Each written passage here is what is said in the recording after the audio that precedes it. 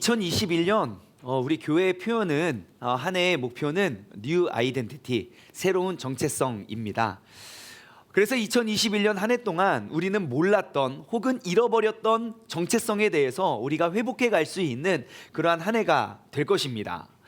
하나님께서 빚으신, 하나님께서 원하셨던 그 정체성을 몰랐던 사울이라는 사람은요, 예수님을 믿는 사람들을 쫓아다니면서 그들을 핍박하고 잡아 죽이기까지 했습니다. 하지만 하나님께서 그를 창조하셨고 그 창조주 하나님의 놀라우신 뜻, 그 정체성을 발견한 이유로 분명히 똑같은 성격, 똑같은 사람, 똑같은 삶을 살아갔지만 죽기까지 충성되이 하나님의 귀한 그릇의 삶을 살았던 모습을 우리는 기억할 수 있습니다. 이처럼 나를 빚으시고 나를 부르신 그 하나님의 뜻과 계획을 발견하는 것은 너무너무 중요한 사실입니다. 하나의 그릇의 가치, 우리가 지난주 말씀을 통해서 하나의 그릇의 가치에 대해서 함께 생각해 보았는데요, 하나의 그릇의 가치는 내가 그 그릇을 무엇으로 만들었느냐, 그 그릇의 재료가 무엇이냐. 맞아요, 어느 부분에 있어서는 그 그릇의 가치를 평가하는 건 무엇으로 그 그릇을 만들었느냐가 될 수 있지만, 그것보다 더 중요하게 그 그릇의 가치를 측정하는 건 그 그릇에 무엇이 담겨져 있느냐에 달려 있다는 것을 나누어 보았습니다. 그래서 우리 모두의 삶, 누군가는 좀 더 좋은 그릇이고 누군가는 조금 안 좋은 그릇이고 누군가는 금그릇이고 누군가는 그냥 흙그릇일 수도 있지만, 그것보다 중요한 건 우리가 그 그릇에 무엇을 담아냈느냐가 우리의 삶의 가치를 결정한다고 지난 시간을 통해서 말씀을 나눠보았습니다. 여러분, 지난 한 주간의 삶을 한번 돌아보십시오.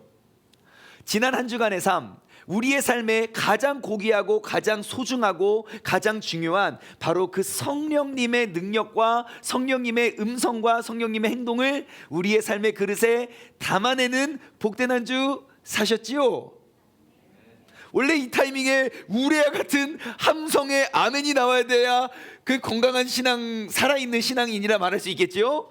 예, 여러분, 이번 한 주를 살아갈 때도 우리가 매일매일 살아갈 때 항상 나의 그릇을 탓하는 것이 아니라 나의 그릇을 가장 고귀하게 만들 수 있는 그 성령님의 능력으로 살아 승리할 수 있는 복된 한 주가, 또 그런 복된 한 해가 되기를 주님의 이름으로 간절히 소망합니다. 오늘은요, New Identity, 새로운 정체성의 두 번째 시간으로 오늘은 교회의 정체성에 대해서 함께 생각해 보길 원합니다. 교회의 정체성. 우리가 이렇게 자녀를 기르다 보면요, 정말 이렇게 대답하기 난감한 질문들을 이렇게 받을 때가 있습니다. 얼마 전에 우리 민재가 이제 저희 아내랑 민재랑 이렇게 이야기하는 그런 모습을 제가 엿들었는데요. 이런 질문을 하더라고요. 이제 과일 주스를 줬는데 얘가 보기에 이렇게 별로 먹고 싶지 않은 컬러였어요. 그래서 이거 뭐야? 그러니까 사과 주스야 먹어 그랬어요. 그러니까 이제 뭐 거기에 뭐 사과가 들어있든 배가 들어있든 뭐가 들어있든 자기는 별로 먹고 싶지가 않으니까 이렇게 그냥 트집을 잡은 거예요. 엄마, 사과를 왜 사과라고 불러? 사과니까 사과라고 부르지. 여러분, 그런 질문을 받으면 뭐라고 대답하십니까? 제가 대답해 주진 않았지만 속으로 이런 대답을 생각했어요. 야, 민재야, 사람들이 너한테 왜 민재라고 부르는지 아냐? 너를 낳은 엄마와 아빠가 너를 낳고 이 아이를 민재라 하라 라고 이름을 정했기 때문에, 너를 만든 사람들이 너의 이름을 정했기 때문에 모든 사람들이 너를 민재라고 부르듯 사과를 만든 사람이 이건 사과, 그렇게 이름을 줬기 때문에 그렇게 부르겠지 라고 말해주고 싶었어요. 그러면서 제가 이러한 생각이 들었습니다. 그러면 교회를 왜 교회라고 부를까요?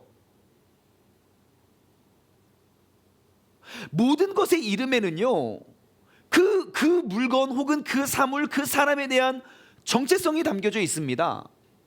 어떠한 기업의 이름을 정할 때도 그 기업과 그 기업의 정체성을 담아서 이름을 짓거든요. 여러분, 세상 모든 만물의 물건의 이름을, 또 동물의 이름을 지었던 아담은 아무 생각 없이 동물들, 짐승들의 이름을 짓지 않았다는 것입니다. 그 의미가 있을 거예요. 그러면 우리가 알고 있는 이 교회를 왜 교회라고 부를까요? 오늘 이 시간에는 우리가 이 교회의 정체성에 대해서 우리가 살펴보기 위해서 이 교회의 이 이름, 교회라고 부르는 그 이름의 근원에 대해서 우리가 함께 생각해 보기를 원합니다.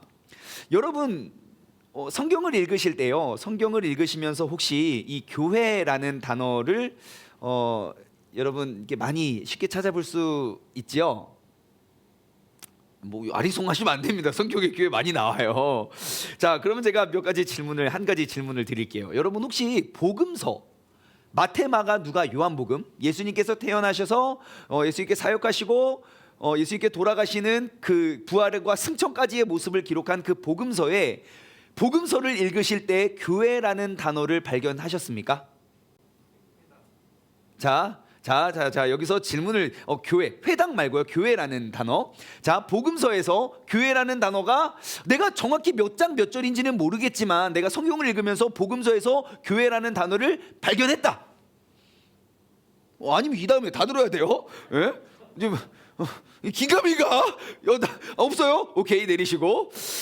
아니다. 복음서에는 교회라는 단어가 없다. 왜냐? 예수님께서 하늘로 승천하신 다음에 성령 충만해서 흩어진 백성들이 세워간 게 교회이기 때문에 복음서 이후에 교회가 나온다. 자포자기 뭡니까? 성경에 전혀 관심이 없다 이건 거예요? 예? 보니까 후자의 손을 더 많이 들으셨는데요. 네, 여러분 복음서를 다 뒤져보면요, 교회라는 단어가 있습니다. 많지 않아서 그렇죠. 정확히 말하면요, 신약 성경에 교회라고 번역된 그 단어는 총 112번 기록되어 있어요. 교회라는 단어. 그 중에 딱 3번만 복음서 전체에 나와요. 신약 성경이 되게 많은 것 같아도 긴 성경이 많지 않아요. 마태, 마가, 누가, 요한복음, 사도행전, 로마서 정도 조금 길고 고린도전서 한 13장, 16장 이 정도고 나머지는 다 짧아요. 그 많은 비중을 차지하고 있는 이 복음서 4권 통틀어서 딱 2절 있어요. 교회라는 단어가 쓰임받은 딱 2절. 그 2절에 3번이 등장하는데 그 중에 첫 번째 기록된 게 오늘 본문 말씀 중에 한 곳, 바로 마태복음 16장 18절이에요. 이렇게 기록되어 있어요. 또 내가 내게 이르노니 너는 베드로라. 내가 이 반석 위에 나의 교회를 세우리니 음부의 권세가 이기지 못하리라. 예, 예수님께서 나의 교회를 이 반석 위에 세운다고 말씀해 주세요. 그리고 한 장 뒤로 넘기면 마태복음 18장 17절에도 교회가 나옵니다. 만일 그들이 말로 듣지 않거든 교회의 말하고 교회의 말도 듣지 않거든 이방인과 세리와 같이 여기라 라고 기록되어 있어요. 이 3번, 딱 이 2절에 기록된 3번의 말씀 외에는 복음서 전체에 교회라는 단어는 없습니다. 그리고 나서 여러분 잘 아시다시피 예수님이 하늘로 승천하신 이후에 그 성령 충만했던 그런 사람들이 막 흩어져서 많은 교회들을 세워가지요. 자, 그러면 이제 구약 성경으로 한번 넘어가 볼까요? 구약 성경. 여러분 혹시 구약 성경을 읽으시면서 교회라는 단어 발견하셨습니까? 다시 한번 손 들어볼게요. 여러분 50대 50이에요. 포기하지 마세요. 자, 내가 구약 성경은 정말 많고 넓어요. 내가 구약 성경을 다 읽어보았을 때 성경 통독도 하고 필사도 하고 우리가 여러 번 읽었지만 내가 교회라는 단어 본 적 있다. 정확히 몇 장 몇 절인지 모르지만 확실히 본 적 있다. 이거 뭐죠? 이게 뭐예요? 이거 뭐죠? 없어요? 여러분, 아니면 이 다음에 다 들어야 돼요? 없어요? 구약 성경에 교회라는 단어 본 적 없다? 자, 아니다. 구약 성경에는 교회라는 단어가 존재하지 않는다. 모두가 포기하셨군요. 그래서 오늘 제가 준비했다 아닙니까? 자, 여러분 구약 성경에는요 교회라는 단어가 없습니다. 다시 말해 교회라고 번역된 단어가 없는 거죠. 그러면 여러분 구약에는 존재하지도 않는 그런 교회를 신약에서 새롭게 만드는 것일까요? 아니면 분명히 교회라는 단어는 없지만 그 구약 성경 때부터 지금 우리가 말하는 신약에 기록되어 있는 그 112번이나 기록되어 있는 그 교회의 기능을 했던 그러한 또 다른 단어, 또 다른 공간이 있을까요? 없을까요? 있겠죠. 예, 그냥 교회라는 용어만 없을 뿐이지 그 기능의 역할을 가지고 있던 게 구약에서부터 지금 신약까지 계속 전해져 내려오고 오늘날 우리의 삶의 그런 교회라고 불리게 되겠지요. 그래서 오늘 말씀은요, 구약 성경에 기록되어 있는 그 교회를 의미하는 단어 2개의 단어를 우리가 살펴보고 그 단어 속에 담겨져 있는 의미를 통해서 우리가 잊었던 혹은 몰랐던 그러한 교회의 정체성의 모습을 우리가 한번 회복해 보기를 원합니다. 구약 성경에는요, 그 교회라는 그 표현을 하기 위해서 딱 2개의 단어를 사용하고 있는데요. 첫 번째는 카할이라는 단어입니다. 함께 읽어볼까요? 시작. 카할. 참고로 히브리어는 오른쪽에서 왼쪽으로 읽습니다. 카할이라는 단어예요. 두 번째, 구약 성경에 교회를 의미하는 또 다른 단어는 바로 에다입니다. 시작. 에다. 자, 이 칼과 에다의 의미는 무엇이냐면요, 칼은 모인 사람들의 무리를 뜻하는 단어가 칼이에요. 그래서 이 칼이라는 단어의 파생어로 신약 성경에 우리가 잘 알려진 에클레시아라는 단어가 이 칼이라는 단어의 파생어예요. 그래서 이 모인 사람들의 무리, 그리고 이 모임은 특정한 목적을 가진 사람들의 모임을 말해요. 그냥 이제 모여있는 무리를 다 칼이라고 하지 않고 어떠한 특정한 목적을 가지고 모인 사람들을 우리는 칼이라고 해요. 그리고 두 번째, 에다라는 단어의 의미는요, 정하다, 모이다, 택하다예요. 어떠한 특정한 지정한 장소에 모이거나 그곳에서 만남을 갖는 것이 바로 에다입니다. 그리고 이 에다를 성경에서는 뭐라고 번역을 하냐면 아까 집사님께서 말씀해 주신 회당, 영어로는 시나고그라는 단어가 바로 이 에다, 하지만 그 교회의 기능을 담당하고 있는 단어이지요. 자, 그래서 이제 먼저 우리가 이 2 단어의 의미를 통해서 우리가 그 교회의 정체성을 우리가 회복하길 원하는데요. 첫 번째, 먼저 이제 칼이라는 단어에 대해서 한번 생각해 봅시다. 자, 칼, 아까 뜻이 뭐라고 했죠? 특정한 목적을 가지고 모인 어떠한 모임이 바로 칼입니다.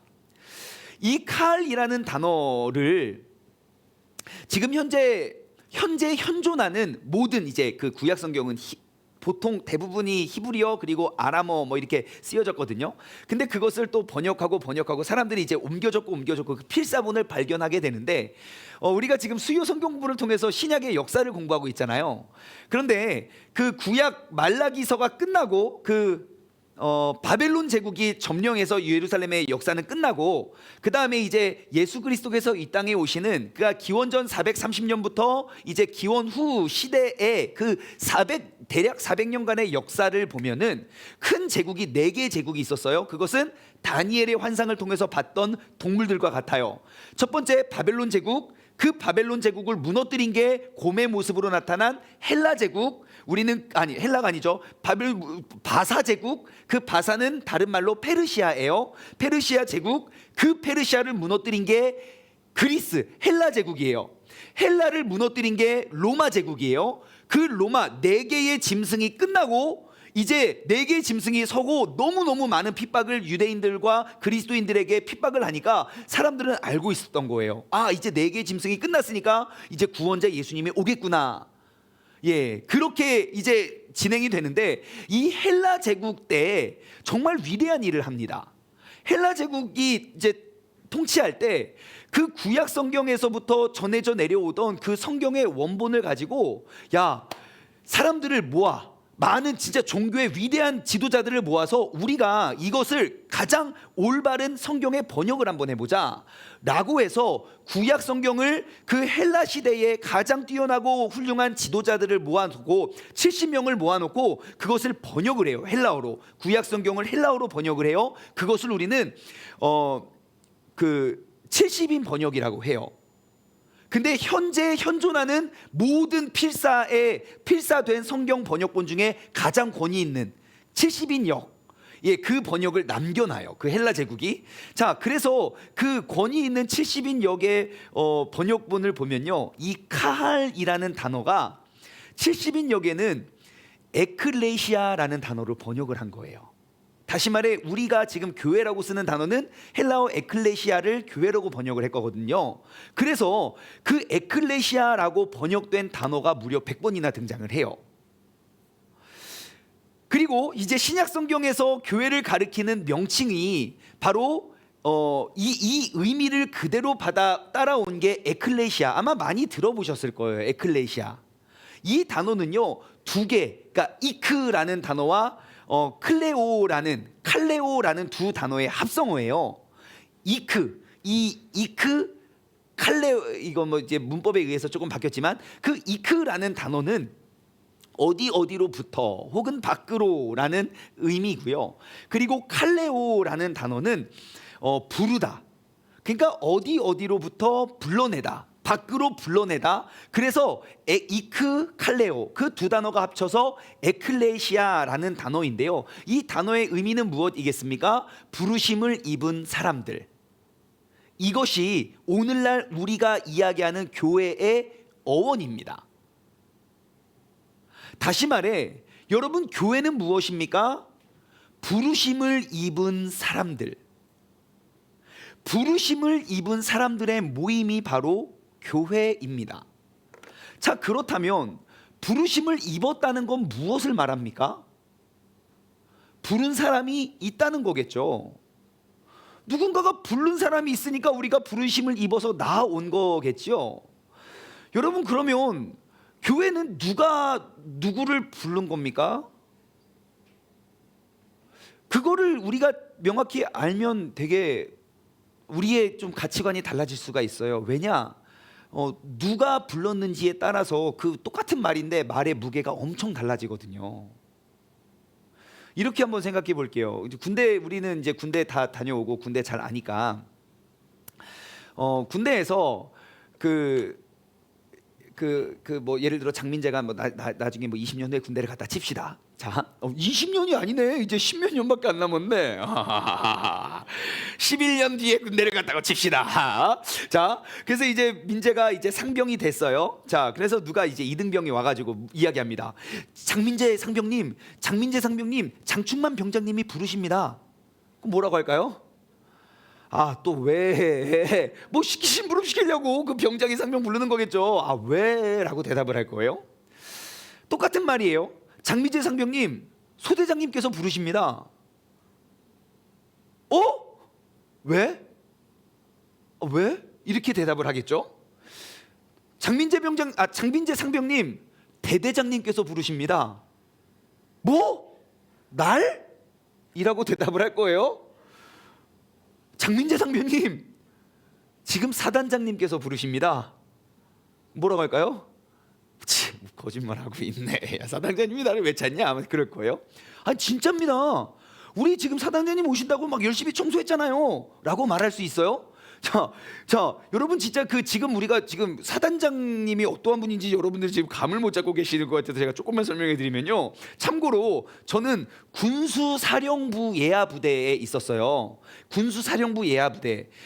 저기 그 경남 창원에 있는 아무튼 특수 임무를 맡았던 이제 그러한 육군이었는데요. 근데 우리 부대의 제일 높으신 분이 군수사령관이에요. 계급이 3스타, 별 3개. 그 사령관님께서 제가 군 생활하는 동안 한 번 오셨어요. 직접 이렇게 저희 부대에 오셨는데 우리 그분 오시기 전에 3달 청소했어요. 우리 부대가 이게 되게 넓은 지역인데요. 산에 튀어나온 그 사령관님이 지나가는 모든 경로에 튀어나온 나무를 다 깎았다고 보시면 돼요. 3개월 동안 뭐 하냐고요? 사령관님이 지나가는 모든 동선에 있는 건물에 도색을 다 했어요. 사령관님이 들어가서 어디 이렇게 잘했다. 이거 페인트 다 칠했어요. 무슨 유성 페인트, 수성 페인트 막 다 칠했어요. 3개월 청소하니까 그분 한 분 오셨어요. 그리고 정말 5분도 아니에요. 정말 차 타고 휙 지나가서 깨끗하네. 포상휴가 막 내려줬어요. 그런 놀라우신 분이에요. 여러분, 그 정도거든요. 자, 사단장님이 우리 장민재 상병을 부릅니다. 아마 처음엔 안 믿겠죠. 거짓말하네. 진짜요? 지금 빨리 오라고요. 그러면 어떻게 하겠습니까? 일단 옷부터 갈아입을 겁니다. 이러한 자세로 나아갈 수 없기 때문이죠. 자, 그러면 여러분, 이 자리에 우리를 부르신 일을 한번 생각해 볼까요? 장민재 상병님, 하나님께서 부르십니다. 여러분은 이 부르심에 어떻게 반응하고 계십니까? 또 왜? 또 주일이야? 뭐 자꾸 이렇게 나를 불러? 혹은 왜? 왜 나 부른대? 혹은 거짓말하고 있네. 하나님이 왜 날 부르냐? 여러분의 반응은 무엇입니까?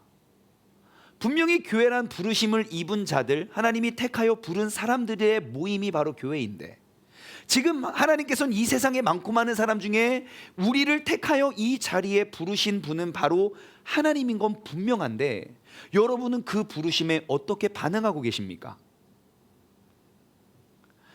여러분, 이 자리에 있는 우리 모두가 그 전능하신 하나님의 부르심에 초청받았다는 사실을 다시 한번 기억하시기 바랍니다. 한낱 그냥 맨날 나에게 심부름이나 시키는 그런 장춤한 병장이 부르는 것과 같이 대답하지 마시고요. 적어도 일개 사령관보다는 하나님이 훨씬 더 크시고 위대하신 분이니까 그분의 부르심에 철저히 준비하고 훈련된 모습으로 모이시기 바랍니다. 에클레시아, 부르심을 입은 사람들이 전해주는 또 다른 메시지가 무엇일까요? 누군가 부른 사람이 있었다는 것. 두 번째는 뭐예요? 부르심에 목적이 있기 때문에 불렀다는 거죠. 사령관이 장민재 상병을 왜 불렀을까요?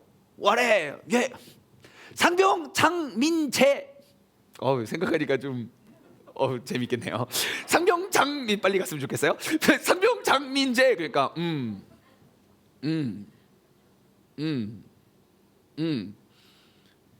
왜 불렀어요? 아니, 부른 데는 다 이유와 목적이 있습니다. 하나님께서 우리를 이 자리에 예배자로 부르신 이유와 목적이 명확히 있다고요. 자, 우리가 이에 대해서 조금 더 생각해 볼까요? 여러분, 요즘 많은 그리스도인들이, 정말 적지 않은 그리스도인들이 목적을 잃어버린 신앙생활을 하고 있다고 생각이 듭니다. 그냥 신앙생활이 뭡니까? 그냥 교회에 가서 앉아있다가 돌아오면 그게 신앙생활이에요? 그것이 부르심의 목적입니까? 그를 통해서 내가 얻는 건 무엇이고 나를 변화시키는 하나님의, 우리가 기도하고 부르짖는 하나님의 능력은 어디에 있는 겁니까? 여러분, 우리는 교회의 정체성을 올바로 회복해야 돼요. 여러분 꼭 기억하십시오. 하나님께서 나를 부르신 이유가 무엇인지 한번 생각해 보십시오. 지금 영상을 통해 예배드리시는 분들 한번 물어보세요. 야, 하나님이 너 왜 불렀냐? 아마 잘 물어봐지지 않을걸요. 왜요? 나를 부르신 목적조차 우리가 생각해 보기 어렵거든요. 여러분, 교회는 그냥 어떠한 특정한 건물 혹은 갔다가 앉아있다 돌아오는 곳이 교회가 아닙니다. 전능하신 하나님께서 특별한 목적을 가지고 그 목적에 이루기 위해 부른 사람들의 모임과 집단이 바로 교회이기 때문입니다. 그래서 우리는 신앙생활을 통해서 꼭 이 부르심의 목적을 발견해야 됩니다. 하나님의 이 부르심 속에는 우리는 다양한 목적들을 발견할 수 있습니다. 먼저는 하나님이 나를 택하여 불렀다. 먼저는 죄와 사망으로부터 우리를 구출해내기 위한 부름일 수도 있어요. 우리가 어떻게 죽어 지옥에 갈 수밖에 없으니까 우리를 구출해내기 위하여 하나님이 우리를 택하여 부른 것일 수 있겠죠. 또 다른 목적은요, 하나님이 나를 택하여 불렀다. 그것은 무엇입니까? 나와 친밀한 관계를 맺기 위한 목적이 있겠죠. 많고 많은 병사 중에 장민재 상병만 딱 택해서 불렀다는 것, 하나님과 더욱더 가까이 더욱더 잘 지내기 위한 목적일 수 있을 거예요. 또 다른 목적은요, 그가 나를 택하여 불렀다. 그렇다면 나의 장래를 위한 유업을 남기기 위한 목적이 될 수도 있겠죠. 바로 영원한 생명을 얻기 위해, 이제 그 영원한 생명을 우리에게 전하기 위하여 우리를 부른 그러한 목적일 수 있어요. 또한 그가 나의 이름을 택하여 불렀다. 그러면 하나님의 특별한 사명을 감당하기 위한 목적일 거예요. 중요한 건 무엇입니까? 목적 없이 부름받은 사람은 없다는 것이죠.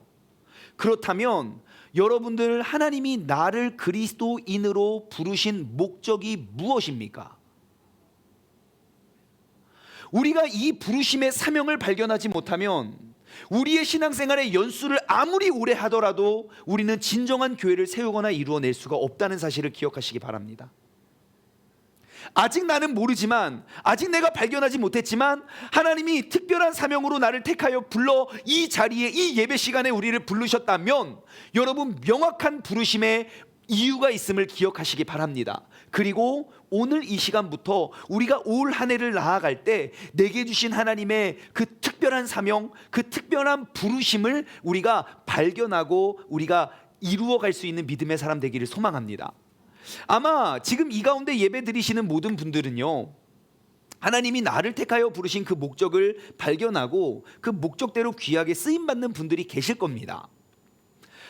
왜냐하면 이 아름다운 하나의 교회와 하나의 예배를 이루기 위해선 정말 보이는 곳에 보이지 않는 곳에 너무너무 많은 봉사자들이 함께 할 때에 이러한 온전한 예배가 이루어질 수 있기 때문이죠.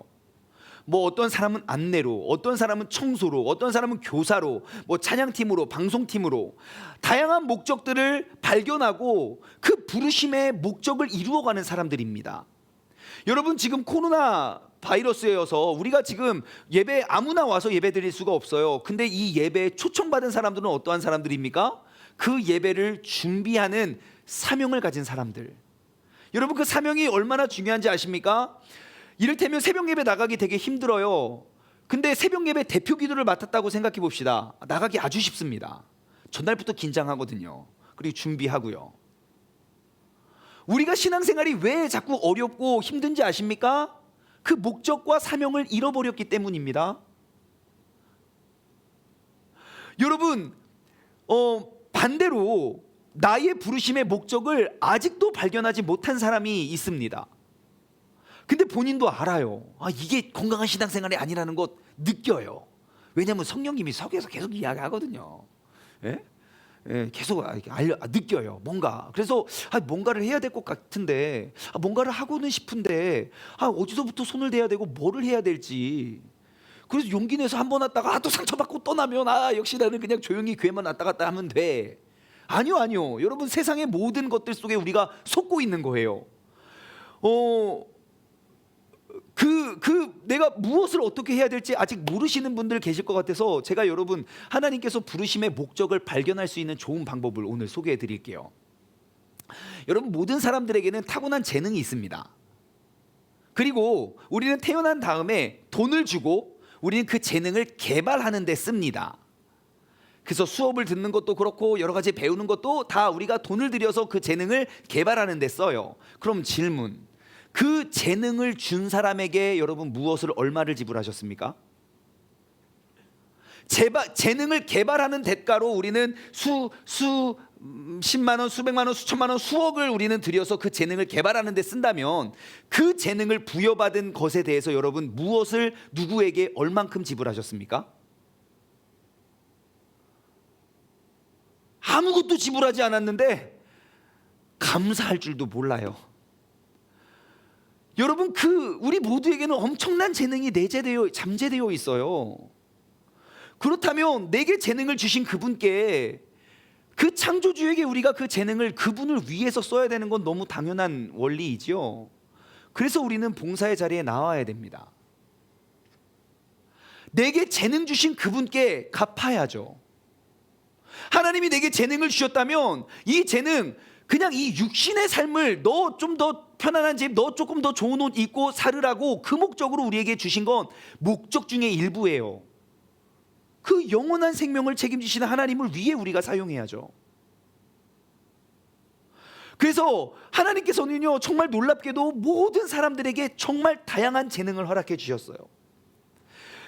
물론 어떠한 사람에게는요, 좀 다른 사람보다 특출난 재능을 준 사람이 있어요. 정말 우리가 흔히 말해 천재라 말하는 사람들, 그 사람이 재능을 그냥 타고나는 거예요. 누군가는 그에게 재능을 줬다는 것이죠.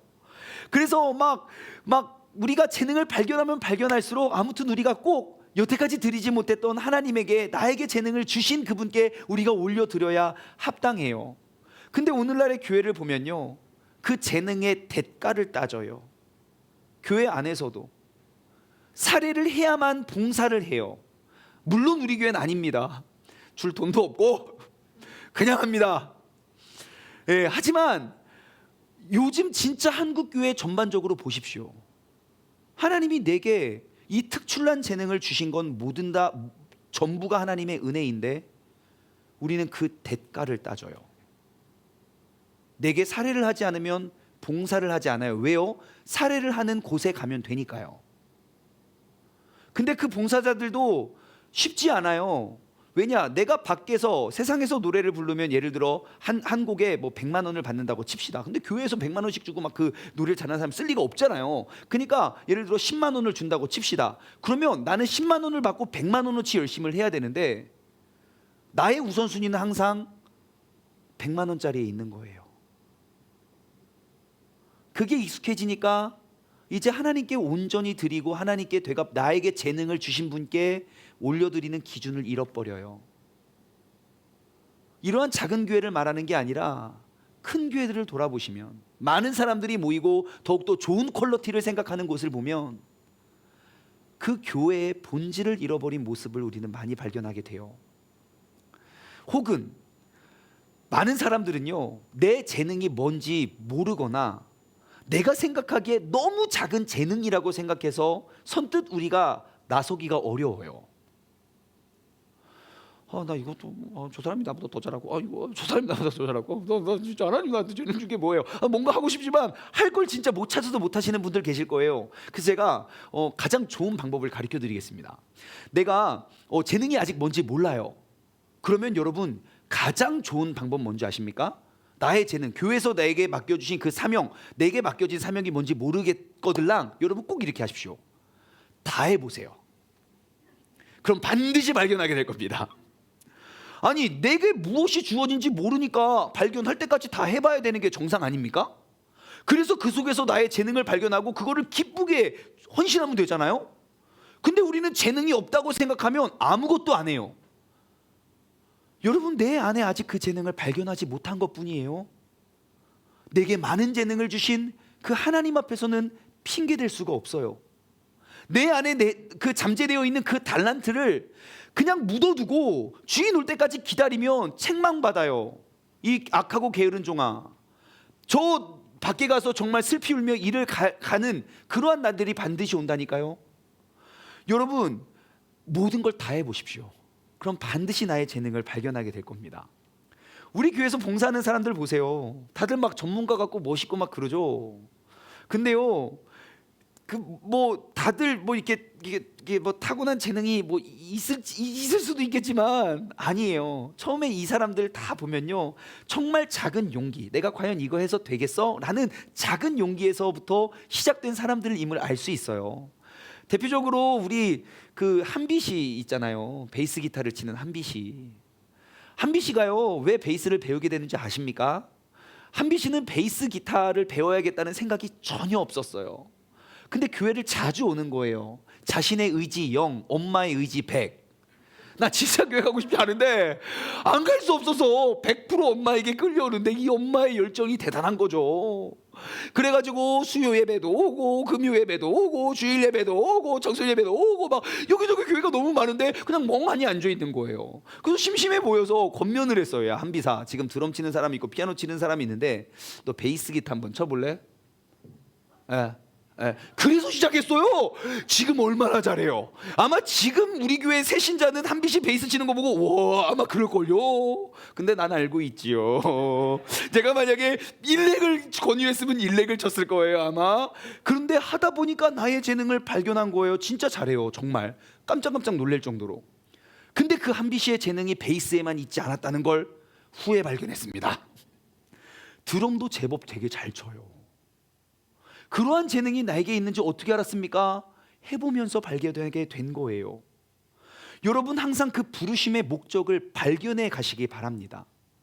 우리 세종중문교회는요, 부르심을 입은 모든 사람들이 목적도 없이 혹은 목적을 모른 채 신앙생활의 연수, 그 일기를 더해가는 사람은 아무도 없어야 합니다.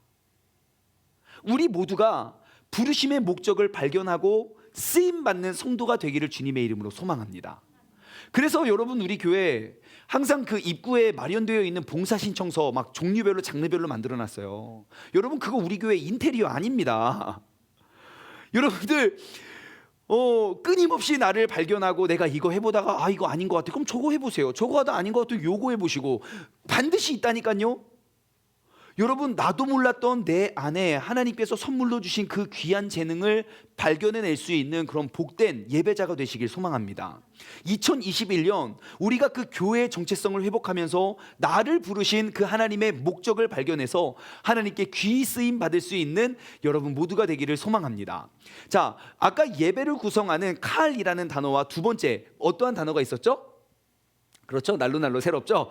에다입니다. 에다. 자, 이 에다라는 단어는요, 구약 성경에 총 145번 등장해요.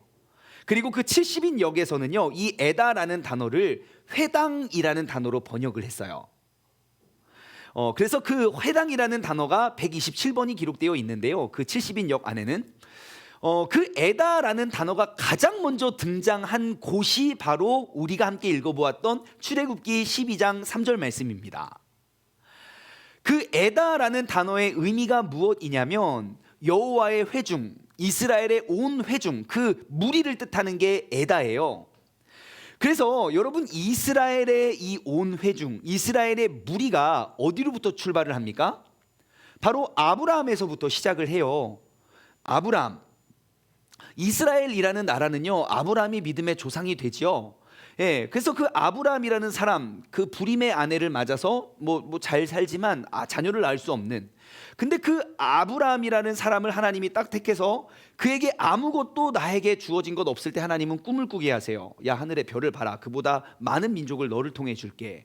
야, 바다의 모래알을 봐라, 그보다 더 많은 자손들을 너를 통하여 줄게 라고 약속을 하세요. 그리고 아브라함, 이삭, 야곱, 그의 아들 요셉에 의해서 정말 모두가 가물어서 다 굶어 죽게 생겼을 때 그 요셉과 그의 형제, 그의 가족들 70명이 애굽으로 이주를 합니다. 그리고 그 애굽에서 400년, 대략 한 400년의 역사를 통하여 그 70명이 자녀를 낳고 출애굽하는데, 출애굽했을 때 인구가 민수기에 정확히 기록되어 있어요. 대충 몇 명쯤 되냐면 작년, 그러니까 저와 같은 작년만 따졌을 때 60만 명이에요. 우리의 가족을 세면 어린아이와 노인들, 아내, 여자를 세지 않았어요. 그러니까 저 한 명을 계수했어요. 그러면 딸려있는 식구가 몇 명입니까? 5이에요. 그러니까 60만 명이라고 하면 그 어린아이와 노인들과 여자들을 포함하면 몇 명이 되겠습니까? 최소 200만 명은 될 거라고 보는 거예요. 그 최소한의 인원이에요. 그러니까 그냥 200만 명이라고 우리가 하는 거지, 엄밀히 따져보면 훨씬 더 많을 거예요, 아마. 자, 보십시오. 불과 400년 전에 그 도시에, 그 땅에 아브라함의 혈통 몇 명 있었습니까? 70명이요. 근데 그 400년 역사 동에 몇백, 수백만 명이 됐다는 것이 하나님의 은혜가 아니고 하나님의 능력이 아니고선 어떻게 그게 가능하겠습니까? 하나님께서 약속하셨기 때문이지요. 자, 그래서 하나님이 그 출애굽했을 당시에 하나님이 10가지 재앙을 줍니다. 그 마지막 10번째 재앙은 장자의 죽음이에요. 근데 그 죽음을 넘어갈 수 있는 유일한 방법이 뭡니까? 어린 양의 피를 문설주에 붙이고 바르고, 그러면 그 죽음의 심판의 신이 넘어갈 거라. 그래서 6월절을 패스오버라고 하죠. 출애굽한 다음에 이 본문 출애굽기 12장에 보면요, 그 6월절을 기념하여서 나를 제정하고 기념해라 라는 의미로 출애굽기 12장의 말씀이 기록되어 있어요. 그리고 바로 그 배경에 출애굽기 12장 3절, 오늘 우리가 본문 말씀으로 둔 첫 번째 교회의 모습, 그 에다의 모습이 여기에 기록되어 있어요. 너희는 이스라엘 온 회중에게 말하여 이르라, 이달 열흘에 너희 각자가 어린 양을 취할지니 각 가족대로 그 식구를 위하여 어린 양을 취하라. 자, 온 회중, 바로 여기서 첫 번째 그 에다라는, 그러니까 교회를 뜻하는 그 이스라엘 온 무리가 등장을 하는데요, 그 가족원들에게 있어서 꼭 필요한 게 뭡니까? 그 6월절을 기념하기 위해서 꼭 필요한 게 어린 양이래요. 그 각 가족들의 식구를 위하여 어린 양을 취하래요. 그 모임, 그 에다에 있어서 꼭 필요한 게 있는데 그게 뭐예요? 어린 양이라는 거예요. 어린 양? 이거 우리 좀 친숙한 단어 아닙니까? 어린 양이 뭐죠? 예, 바로 요한복음 1장, 지금 우리가 새벽 예배 큐티 본문이 요한복음인데요. 요한복음 1장에 보시면 이 어린 양, 그 침례 요한이 막 그 요단강에서 막 침례를 주고 할 때 예수님께서 쭉 걸어오십니다. 그래서 침례 요한이 예수님이 오심을 딱 보고 첫 인상, 첫 모습 뭐라고 하는지 아십니까? 이렇게 이야기해요. 이튿날 요한이 예수께서 자기에게 나오심을 보고 이르시되 봐라, 세상의 죄를 지고 가는 하나님의 어린 양이로다. 그래요. 예수님이 걸어오실 때 양이래요. 좋은 말 같아 보이진 않아요. 여러분, 내가 어디 갔는데 나를 소개하는데 우리 집 개야. 여러분, 그렇게 소개하면 좋겠습니까? 예? 짐승인데 세상의 죄를 짊어가는 하나님의 어린 양이래요. 이게 우연치고는 많고 많은 동물 중에 어린 양을 택해서 찍었다는 건, 여러분, 이게 성경의 완벽함입니다. 아니, 출애굽 시대와 이 요한복음이면 어느 차이입니까? 어찌 그걸 알고 그거를 공부하고 연구해서 썼겠습니까? 이 모든 것들을 계획하신 하나님께서 그들에게 주신 영감이겠죠. 구약 성경에서 이 교회를 의미하는 에다라는 단어, 온 이스라엘 회중에 있어서 꼭 필요한 건 바로 어린 양이고, 그 어린 양은 바로 우리 예수 그리스도를 의미합니다. 그렇다면 교회는 교회의 중심과 우리 교회를 세우기 위한 에다를 이루기 위해서 꼭 필요한 건 무엇입니까? 바로 예수 그리스도라는 거예요. 그래서 이 사실을 명확히 알았던 사도 바울이 교회를 어떻게 정의합니까? 골로새서 1장 18절 말씀을 보시면요, 사도 바울은 이렇게 가르쳐요. 그의 몸인 교회의 머리시다. 그가 근본이시고 죽은 자를 가운데서 먼저 나신 이는 친히 만물의 으뜸이 되려 하십니다. 예수 그리스도는 교회의 머리가 되신대요. 그는 우리의 주인이 되고 중심이 되셔야 돼요. 에베소 교회 성도들에게는 사도 바울이 이렇게 가르쳐요. 또 만물을 그의 발 아래 복종하게 하시고 그를 만물 위에, 즉 교회의 머리로 주셨느니라. 교회는 그의 몸이니 만물 안에서 만물을 충만케 하시는 자의 충만. 좋은 단어가 여기 많이 나오고 있어요. 충만케 하시는 자의 충만이니라. 교회는 그는 교회의 머리로 우리에게 허락하셨대요. 여러분, 예수님은 우리 교회의 머리가 되셔야만 합니다. 우리 몸에 있어서 머리는 어떠한 역할을 합니까? 우리의 모든 몸과 신체와 장기, 이 모든 것들은 머리가 주는 명령대로 움직이는 것밖에 안 돼요. 내가 손을 이렇게 움직이면 얘가 벌써 명령을 이렇게 한 거예요. 이 말을 하라고 명령하고요. 그러니까 우리의 지체는 그 머리 되시는 그리스도께서 명령하시는 대로 따라가는 것이 바로 교회라는 거예요. 우리의 삶은 어떠한 삶입니까? 예수 그리스도를 우리의 머리로 두신 삶, 예수 그리스도를 우리의 삶의 주인과 중심에 두신 삶이 바로 교회라는 것입니다. 여러분, 여러분의 삶의 주인은 누구입니까? 한번 생각해 보십시오. 내 교회, 내 삶의 주인은 누구입니까? 여러분의 삶의 목적과 목표는 무엇입니까? 내 삶의 주인이, 우리 교회의 주인이 예수 그리스도시라면 우리가 오직 주님께서 걸어오셨던 그 뒷길을 따라가는 것이 옳습니다. 반대로 생각해 볼까요? 여러분, 내 삶의 혹은 나의 교회의 주인이 예수님이 되지 못하면 우리는 절대로 온전한 교회를 세워갈 수가 없습니다.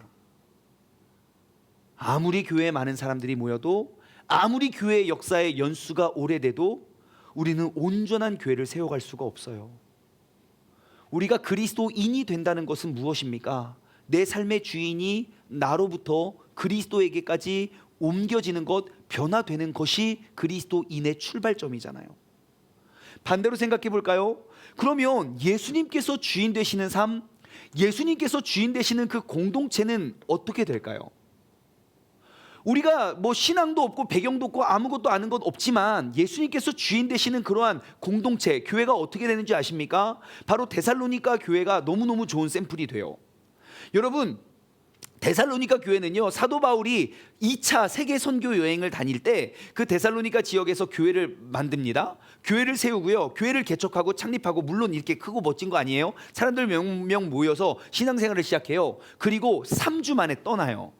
왜요? 핍박이 너무 심해서 떠날 수밖에 없었어요. 아니, 교회를 만드신 그 리더가, 다시 말해 오늘날로 교역자가 교회 만들어 놓고 여러분 신앙생활 잘하십시오, 내가 죽게 생겼으니까 갈게요, 빠이 하고 갔어요. 근데 그 교회가 어떻게 되는지 아십니까? 3주 동안 머물렀다가 떠났어요, 리더가.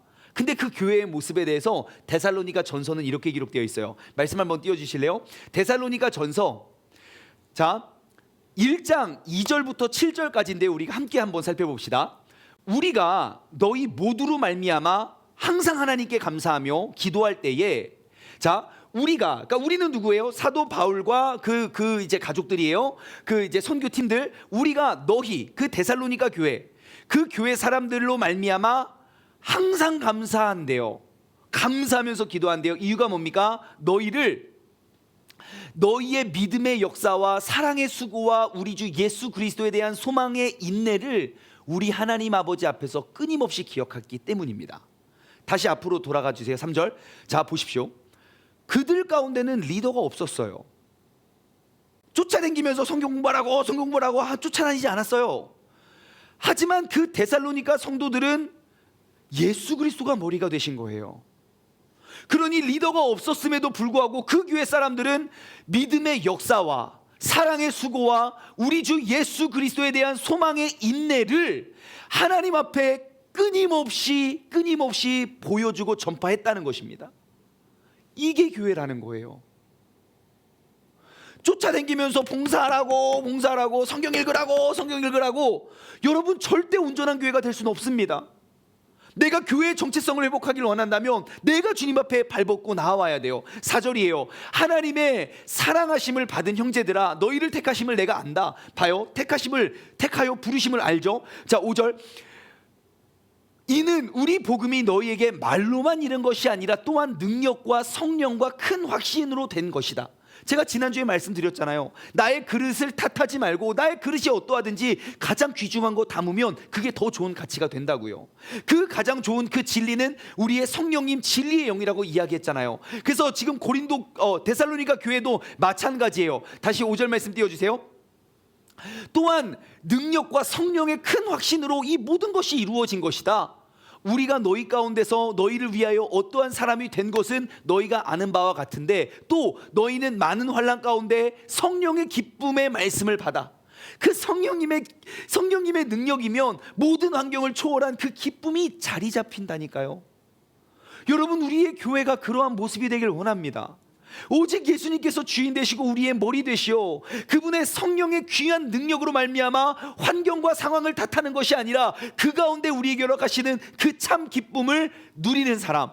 그래서 우리와 주를 본받는 자가 되었으니 그러므로 너희가 마게도냐와 아가야에 있는 모든 믿는 자의 본이 되었도다. 여러분, 이들이 모여있는 교회의 주인은 예수 그리스도께 되신 거예요. 예수님이 주인 되시면 모든 것이 가능합니다. 여러분, 꼭 예수님을 나의 주인으로 모시고 그 교회의 정체성을 회복할 수 있는 우리 모두가 되기를 원합니다.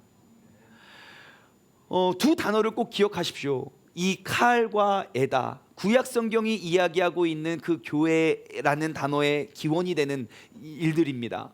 자, 마지막으로 우리가 한글에 대해서 한번 생각해 볼까요? 여러분, 한글, 우리는 교회라고 합니다. 교회를 교회라고 해요.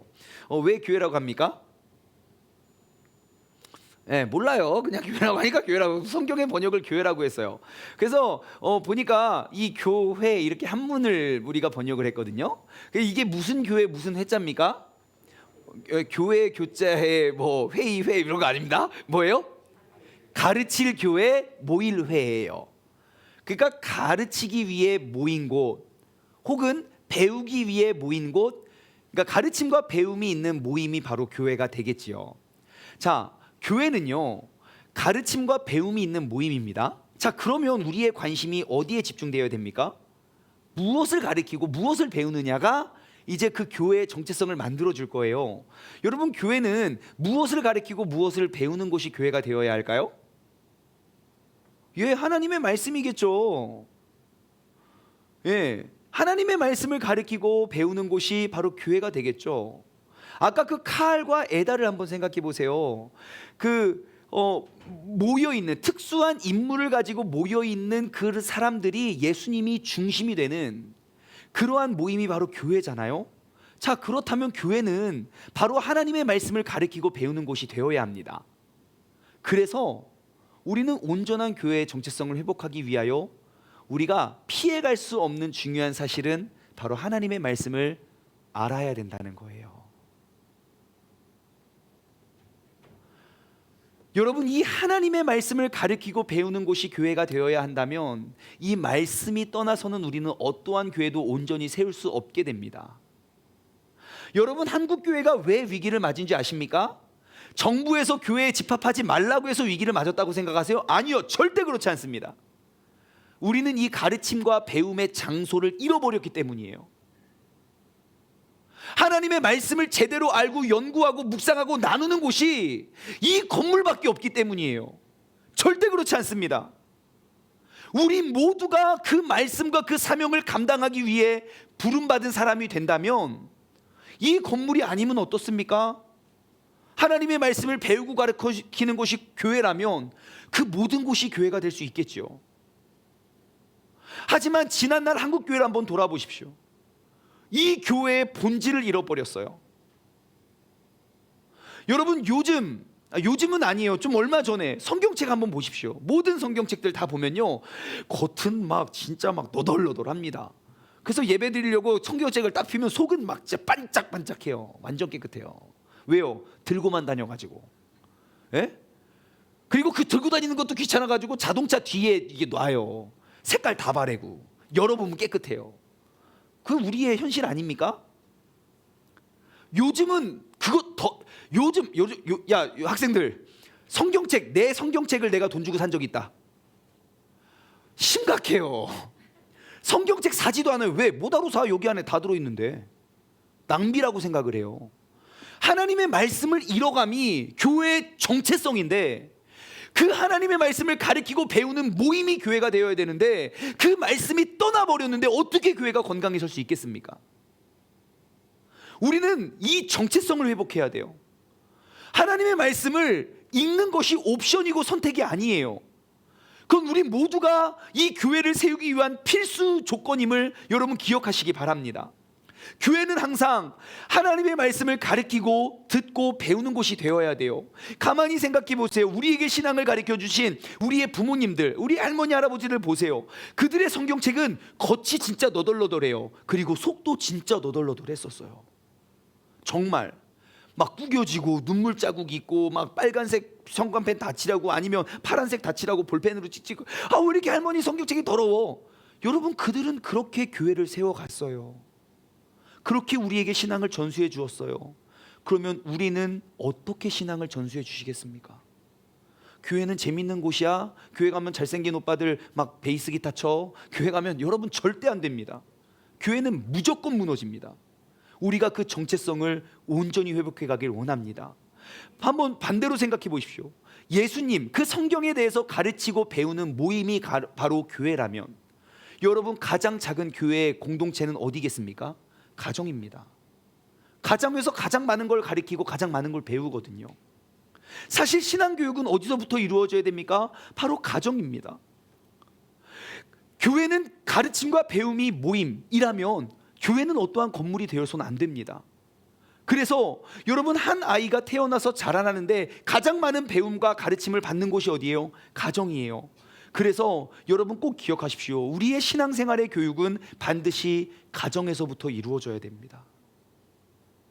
내 삶의 교회가 이 한 건물에 그치고 내 삶의 하나님의 말씀에 대한 가르침이 특정한 시간에 시작해서 특정한 시간에 끝난다면 우리는 그 교회의 모든 정체성을 잃어버리는 것과 마찬가지입니다. 우리의 그 교회의 정체성을 회복하기 위해선 우리의 말씀의 가르침, 예수 그리스도의 삶의 모습에 대한 가르침과 배움이 가정에서부터 시작되어야 된다는 사실을 기억하시기 바랍니다. 나의 삶의 터전이 바로 하나님의 말씀을 가르치고 배우는 장소가 된다면 그곳이 어디든 교회가 될 것입니다.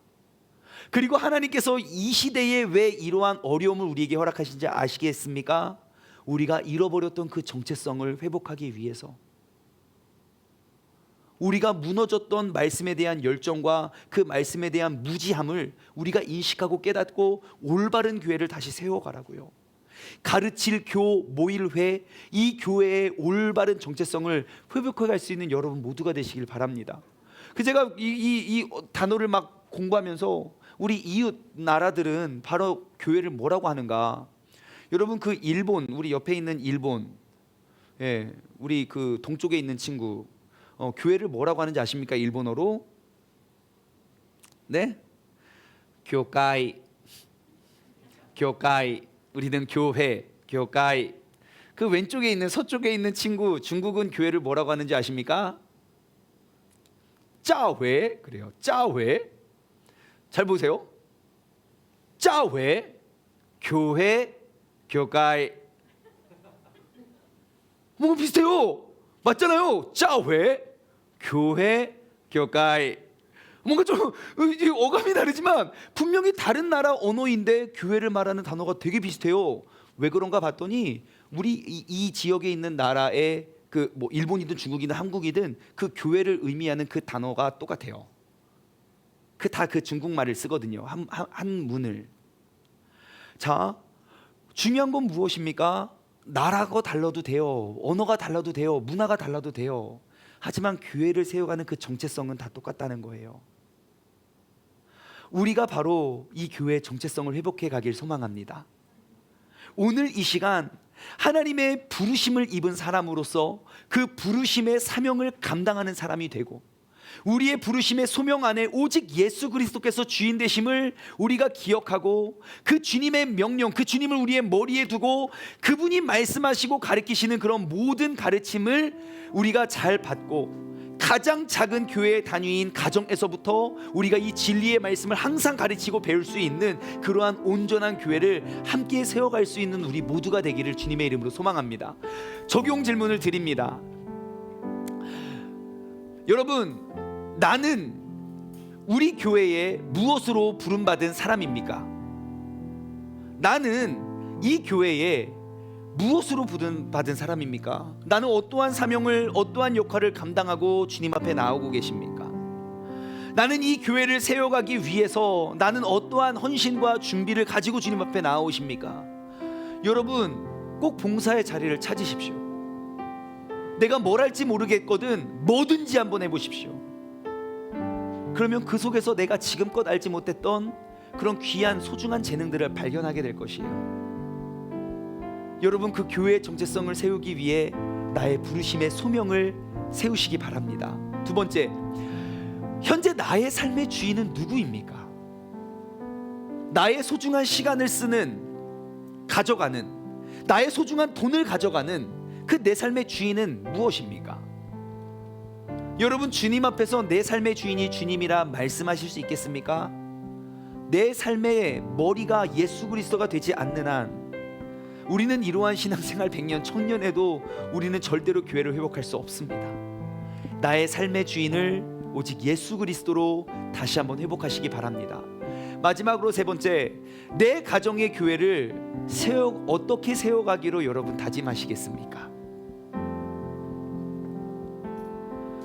여러분, 교회에 대해서 아무리 생각하고 연구해봐도 우리 특정한 교회 간판이 붙어있고 십자가가 걸려있는 그곳이 교회라는 곳은 어디에도 없습니다. 바로 하나님의 말씀을 가르치고 배울 수 있는 그런 모임이 교회래요. 가장 작은 모임, 가장 작은 공동체, 그 가정의 교회를 세우기 위해서 여러분들 어떻게 하시기로 다짐하시겠습니까? 우리가 잃어버렸던 그 교회의 정체성을 회복해서 우리가 온전히 주님께 건강한 교회를 회복하며 나아가기를 소망합니다. 우리 이 찬양을 고백했으면 좋겠어요. 오늘 찬양의 가사말이 끝내줍니다. 우리 모두의 마음을 딱 담아놓은 찬양이에요. 우리에겐 소원이 하나 있습니다. 그것은 무엇이냐? 주님 다시 오실 그날까지 우리 가슴에 새긴 그 예수 그리스도의 십자가의 사랑입니다. 그것이 나의 교회를 사랑하게 하게 됩니다. 주님의 교회를 향한 우리의 마음이 희생이고 포기이고 가난이고 하물며 그게 죽음일지라도 우리를 막아낼 수가 없습니다. 왜냐? 우리 교회는 이 땅의 희망이기 때문입니다. 그래서 우리가 집중해야 할 것은 뭔지 아십니까? 교회가 교회되게, 예배가 예배되게 우리를 사용하여 주소서. 그 진정한 부흥의 날이 오늘 임하도록 우리를 사용해 주소서. 우리가 함께 고백하며 나아가기를 원합니다.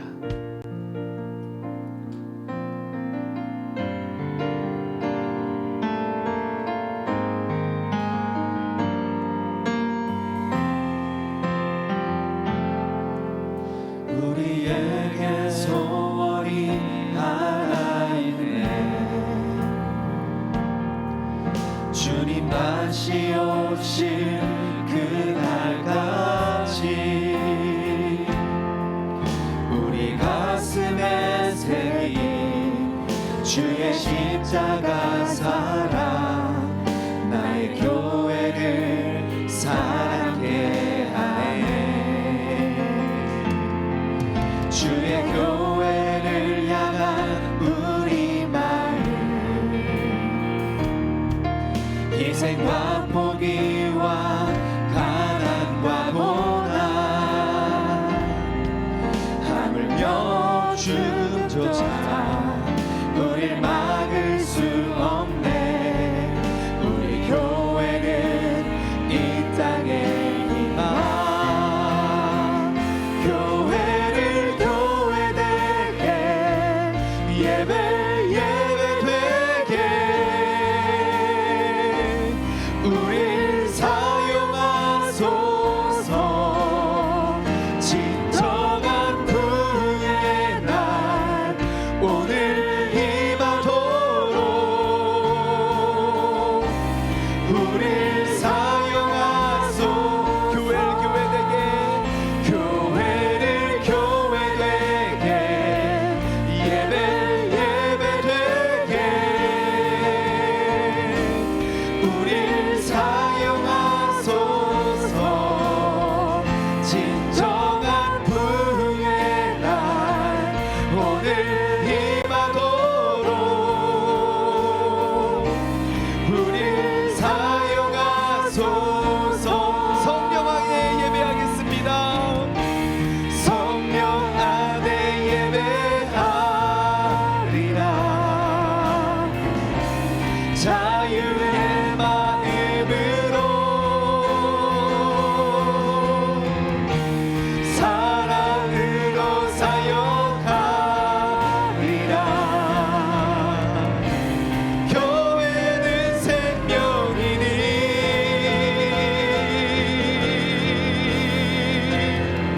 교회를 교회되게 예배 예배되게 나를 사용하소서. 나를 사용하소서. 진정한 부흥의 날 오늘 임하도록 나를 사용하소서. 나를 사용하소서. 이 시간 우리 함께 기도하며 나아가기를 원합니다.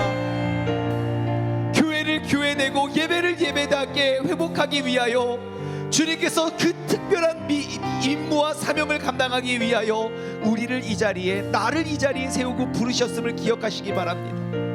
하나님, 무너졌던 그 교회의 정체성, 지금 세상에 기독교가 개독교라 비난을 받으며 조롱을 당하고 많은 욕을 먹어도 내가 그것을 해결하기 위해 진짜 마음 안타까워만 했지 내가 그것을 회복하기 위해 무엇을 노력했는지 돌아보시며 하나님, 이 교회의 정체성을 내가 회복하기를 원합니다.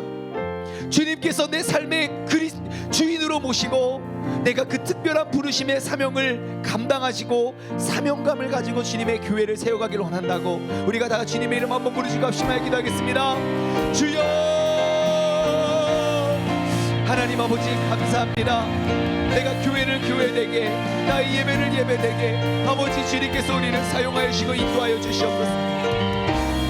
아버지 하나님, 진정한 부흥의 날이 아버지 오늘 우리에게 임하도록 아버지 주님께서 우리에게 역사하여 주시고 우리를 인도하여 주옵소서.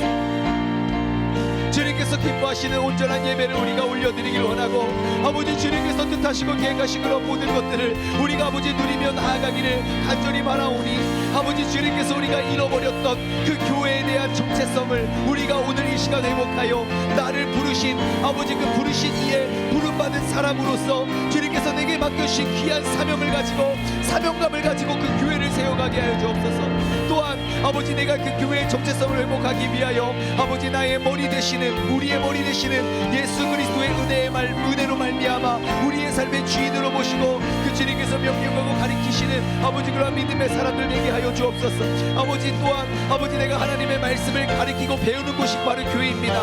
아버지 하나님의 말씀을 내가 가르치기 위하여 더욱더 하나님의 말씀을 우리가 올바로 알고 매일매일 성경을 읽고 묵상하는 것이 아버지 어떤 신앙생활의 경지에 이르러서 우리가 누릴 수 있는 것이 아니라 아버지 그것이 바로 교회이고 그것이 바로 신앙생활임을 우리가 알고 아버지 건강하고 올바른 그 신앙생활의 정체성을 회복하게 하여 주시옵소서. 아버지 교회를 교회되게, 예배가 예배되게 아버지 그런 것을 회복하기 위하여 우리를 이 시간 택하여 부르신 주님, 아버지 그 주님의 은혜와 아버지 주님의 계획하심으로 말미암아 우리가 온전히 바로서고 주님의 뜻 가운데 나아가기를 원하오니 주님께서 우리와 동행을 해주시고 함께하여 주시옵소서.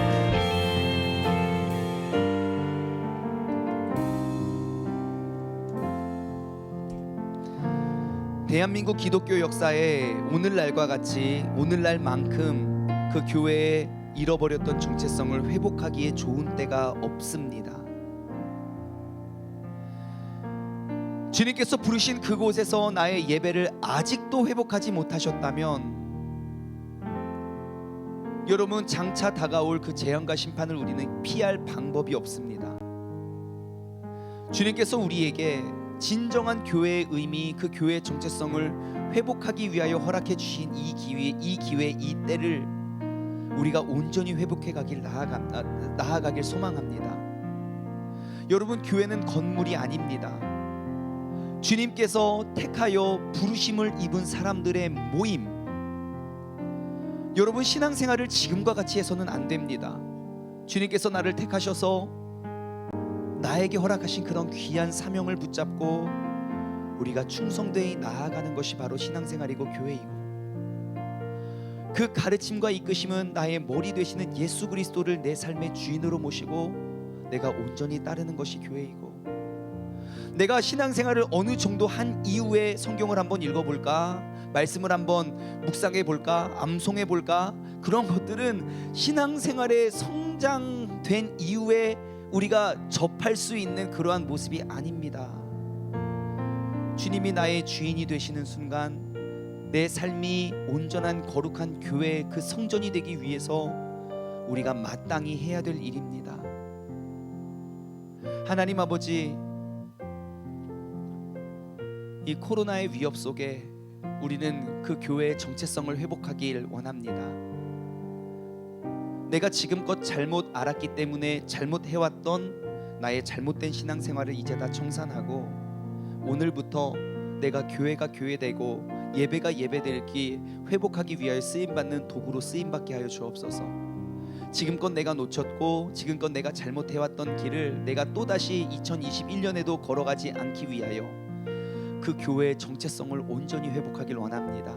오늘 이 시간 이 자리에서부터 내가 새롭게 결단하여 정말 하나님의 거룩한 성전의 삶을 살아갈 수 있는 우리 모두가 되게 하여 주시옵소서.